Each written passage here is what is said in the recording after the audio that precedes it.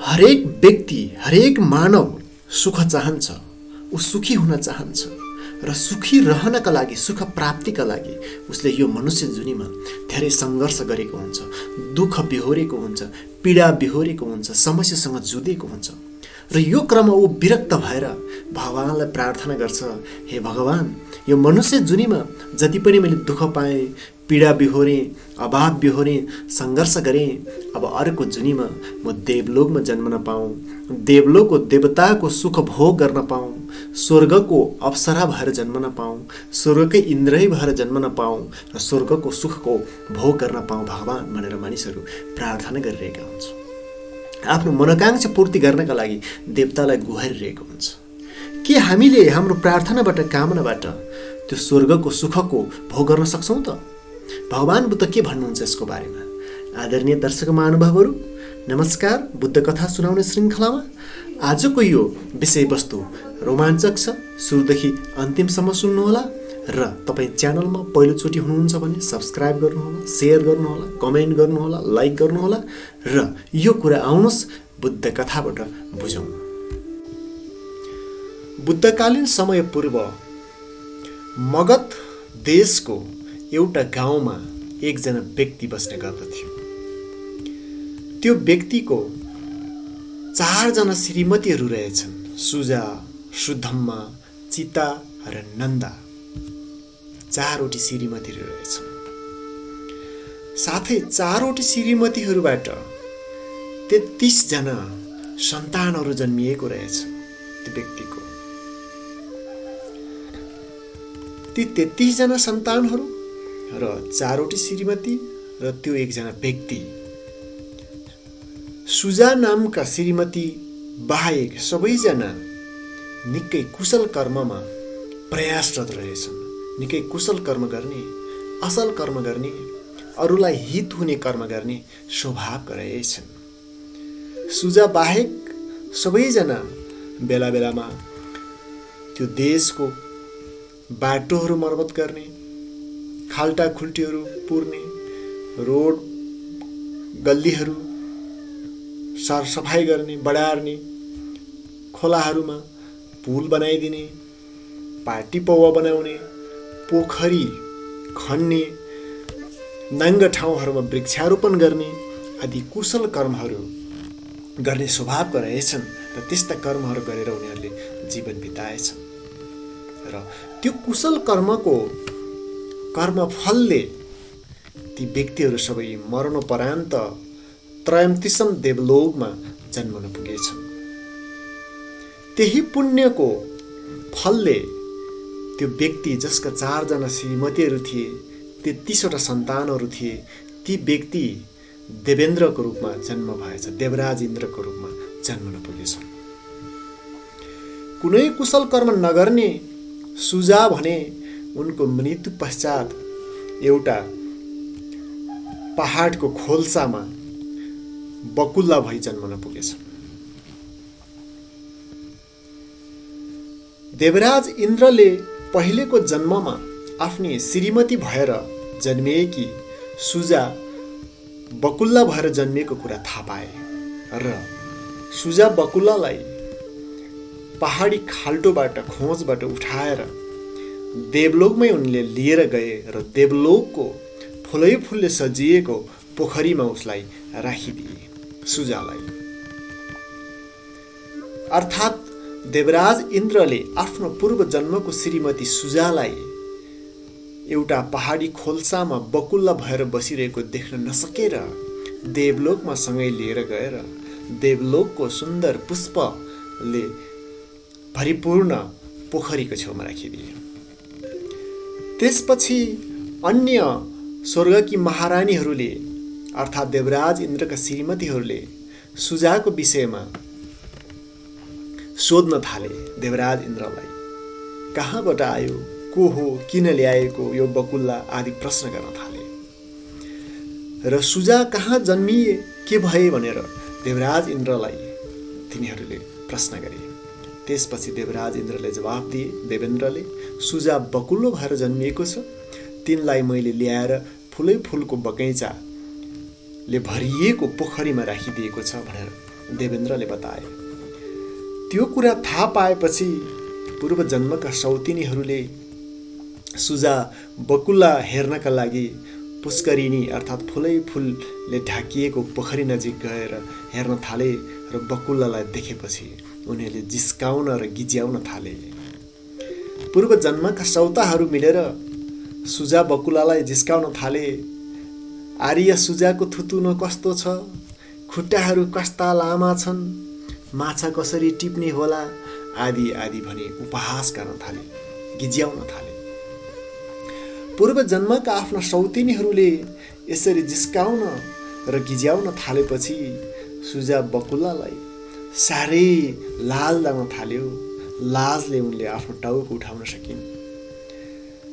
त्यसकारण आफ्नो पहिलेकै पहाडी खोल्सामा नै फिर्ता पुर्याउनु पर्यो भनी उनले देवेन्द्रसँग प्रार्थना गरिन् र देवराज इन्द्र देवेन्द्रले सुजा बकुल्लालाई पहिलेकै पहाडी खोल्सामा नै पुर्याइसकेपछि प्राणी हिंसाबाट टाढा रहने सील रक्षा गर्न लगाए। प्राणी हिंसा नगर्नका लागि उनलाई सील प्रदान गरे र सील पालन गर्नका लागि सल्लाह दिए। फेरि बकुल्ला भनेको जात माछा भ्यागुतो आदि पानीमा रहेका किरा फट्याङ्ग्रा नखाई बाँच्न नसक्ने प्राणी खोजी खोजी मारेर खानुपर्ने बकुल्लाको स्वभाव पन्छी उसको जात हो। प्राणी हिंसा गर्नुबाट विरत रहनु परेमा तिनको लागि जीविका गर्न निकै मुस्किल र ज्यान बचाउने निकै धौधौ हुने गर्दछ।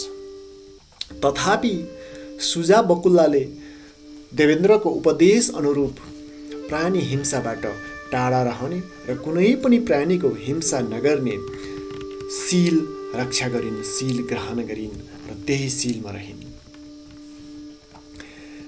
निकै समय पछाडि देवेन्द्रले एक दिन सुजा बकुल्लाको परीक्षा लिने इच्छा गरे, सोच बनाए र परीक्षा गर्नका लागि सील कतिको पालन गरेकी रहेछ सुजा बकुल्लाले भनेर परीक्षा गर्नका लागि देवेन्द्रले तिनको अगाडि अर्थात् सुजाको अगाडि मरेको माछाको रूपमा भेष बदलेर बसे।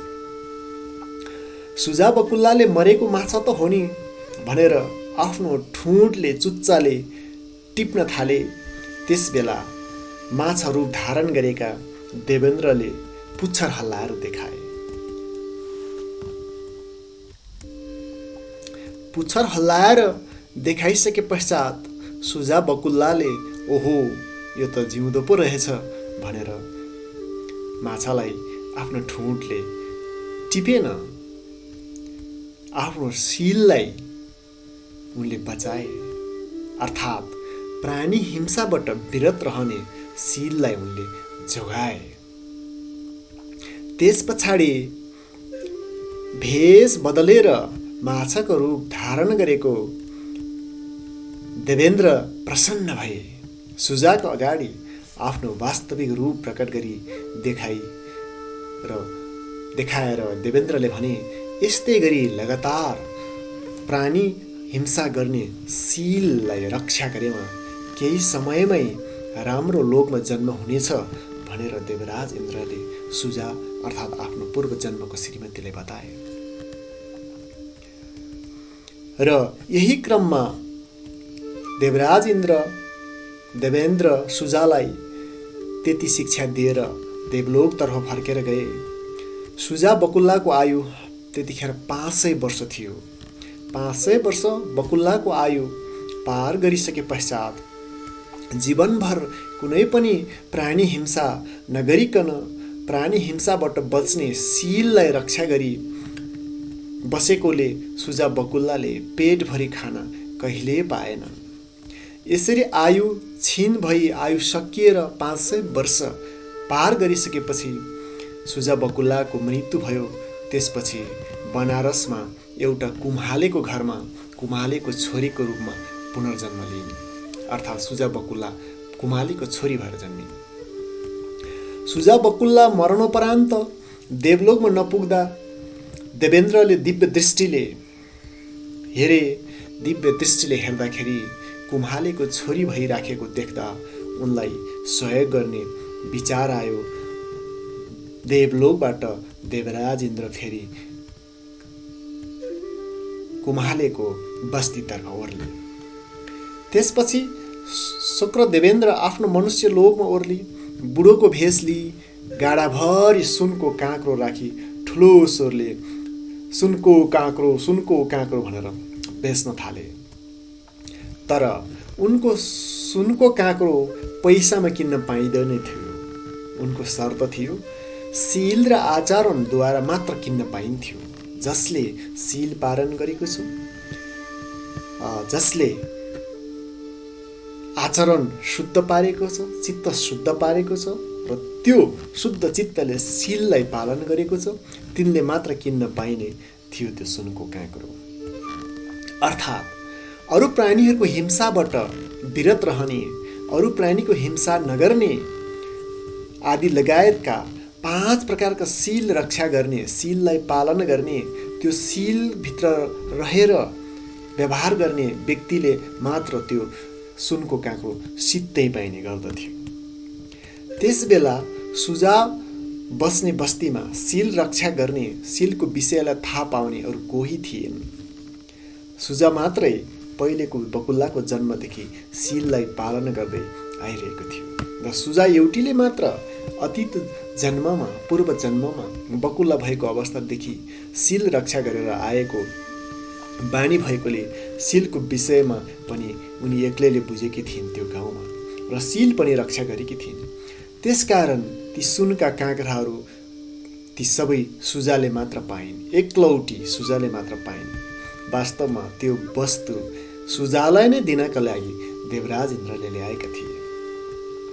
सुजा कुमालेको छोरी भएको अवस्थामा पनि अरू प्राणीहरूको हिंसाबाट लगातार विरत रहेर, प्राणी हिंसाबाट अलग रहेर आएकीले फेरि कुम्हालेको छोरीको जन्मबाट मृत्यु भइसके पश्चात मरणोपरान्त असुर लोकमा एकजना असुर राजकी छोरी, असुर लोकको राजाको छोरीको रूपमा, एउटा देवकन्याको रूपमा उनको पुनर्जन्म हुन पुग्यो। अतीत जन्ममा सील रक्षा गरेर आएकीले, अतीत जन्ममा प्राणीहरूको हिंसाबाट विरत रहेर आएकोले अत्यन्त सुन्दरी पनि थिइन् उनी। देवराज इन्द्रले पनि सुजा कुन भुवनमा उत्पन्न हुन पुगे होलिन् भनेर दिव्य दृष्टि लगाएर हेरे। दिव्य दृष्टि लगाएर हेर्दा असुर देवराजकी छोरी हुन पुगेको उनले देखे। असुर र देवहरू, 33 देवहरू परस्परमा शत्रुहरू थिए। उनीहरू प्राय युद्ध गरिरहन्थे। तसर्थ देवराज इन्द्रले सुजालाई बोलाउन जान, भेट्न जान असमर्थ भइसके पछाडि त्यो कुन समय आउँछ जतिखेर सुजालाई असुर लोकमा गएर भेट्न सकौँ, बोल्न सकौँ भनेर समय र मौका पर्खिरहेको थियो देवराज इन्द्रले। एक दिन असुर देवराज कन्या सुजाको बिहेको टुङ्गो टाङ्गो भइसके पश्चात उनको भावी पति रोज्ने, वरमाला चढाउने, उत्सव मनाउने समय रहेछ। त्यही उत्सवमा देवराज इन्द्र असुर भेष धारण गरी आइपुगे र वरमाला लगाउने बेला आइपुग्दा सुजाले असुर भेष धारण गरिराखेको देवराज इन्द्रलाई नै वरमाला लगाउन पुगिन्। देवराज इन्द्र पनि तुरुन्त सुजालाई हात समाती असुर लोकबाट 33 देवलोकतिर सुजालाई लिएर एक्कासी भागे। असुर देवहरूले इन्द्र भनी थाहा पाएपछि तुरुन्तै समात्नका लागि, युद्ध गर्नका लागि युद्धको शङ्ख घोष गर्दै एक्कासी सबै असुरहरूले इन्द्रलाई लखेट्न थाले। तर असुर देवराजले आफ्नी छोरीलाई समाती भाग्ने देवराज इन्द्र नै हो भन्ने तिनीहरूले थाहा पाएपछि सुजाकी पिताले नलखेट्नका लागि असुरहरूलाई भने। र देवताहरू मध्येमा पनि असुर देवराज भन्दा इन्द्र श्रेष्ठ भएको कारणले उनीहरूले लखेट्न छोडिदिए। तब असुरहरूले पनि उनीहरूलाई लखेट्न छोडे। देवराज इन्द्रले पनि 33 देवलोकमा पुग्दा सुजालाई बडा महारानीको रूपमा पदासीन गरे, बडा महारानीको रूपमा त्यहाँनिर स्थान प्रदान गरे। सुजा बकुलाको जीवन र उमालेको छोरीको जीवनमा अरू प्राणीहरूको प्राणलाई बचाएको अर्थात् हिंसा नगरेको र त्यो सीलमा रहेको प्राणी हिंसाबाट विरत भएको हुनाले अन्तिम अवस्थामा 33औं भुवनमा पुरानो पतिसँग नै फेरि भेट गरी देवलोकमा अर्थात् सुगतमा स्वर्गमा सुजाको जन्म हुन पुग्यो। तसर्थ परप्राणी हिंसा गर्नुबाट टाढा रहेर विरत रहेर शीललाई पालन गर्न सकेकोले देवलोकमा सुजाको पुनर्जन्म हुन पुग्यो र यही उपाय अरू प्राणीको हिंसा नगर्ने, अरू प्राणीको हिंसाबाट विरत रहने, अरू प्राणीहरूलाई करुणा, माया, ममता र दया राख्ने कुरालाई हामीले ख्याल राख्ने हो भने र यो शीललाई अनुसरण गर्ने हो भने हामी देवलोकमा अर्थात् सुगतमा अर्थात् स्वर्गमा पनि पुनर्जन्म हुन सक्दछौँ। आदरणीय दर्शक महानुभावहरू, परप्राणी हिंसाबाट विरत हुने व्यक्तिहरू मृत्यु भएर पनि देवलोकमा जन्म हुन सकेन भने पनि फेरि मनुष्य लोकमा, मनुष्य योनिमा जन्म हुन आएमा दीर्घायु हुन सक्छन् भनेर भगवान बुद्धले भन्नुभएको छ। यस प्रकार आदरणीय दर्शक महानुभावहरू, हामीले यो जन्ममा हरेक प्राणीलाई दया, करुणा, माया, स्नेह आफू समानै, आफ्ना सन्तान समानै उनीहरूलाई व्यवहार गर्न सकेमा, प्राणी हिंसाबाट टाढा रहन सकेमा, प्राणी हिंसाबाट विरत रहन सकेमा, त्यो कुशल कर्मको फलस्वरूप हाम्रो मृत्यु पर्यन्त अर्को जन्ममा हामी सुगतमा जान सक्छौँ, देवलोकमा जान सक्छौँ, अर्थात् मनुष्य लोकमा हामी जन्म नपुगे पनि हामी दीर्घायु भएर निरोगी भएर जिउन सक्दछौँ भन्ने यो बुद्ध कथाको आशय यहाँहरू समक्ष प्रस्तुत गर्दै आजको कथाबाट बिदा हुन चाहन्छु। अर्को बसाइमा फेरि अर्को कथा लिएर उपस्थित हुने बाचा गर्दछु। तबसम्मका लागि यहाँहरू सबैको जय होस्, यहाँहरू सबैको भलो होस्। भवतु सर्वमङ्गलम्।